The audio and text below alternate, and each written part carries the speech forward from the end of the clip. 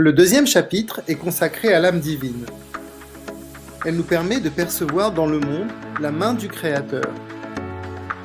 Ce côté surnaturel vient du fait que c'est une étincelle qui est vraiment mamash, un chelek Eloka, une partie d'Hachem.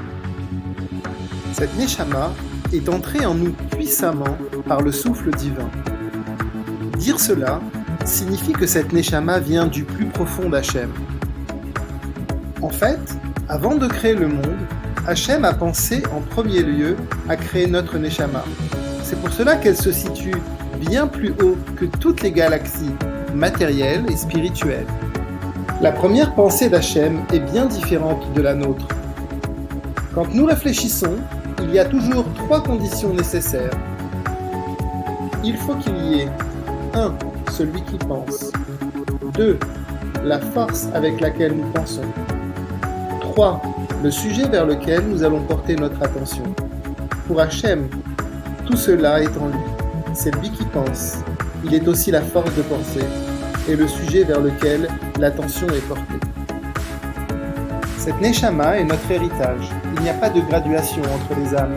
Toutes les âmes sont égales. À l'image du corps humain, chaque membre a une fonction spécifique. Mais à la conception, la source est la même.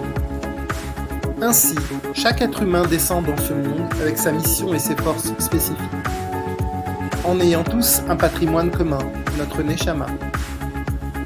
La différence n'est donc pas dans la source. Certaines neshamot descendent petit à petit et s'habituent progressivement au nouveau contexte.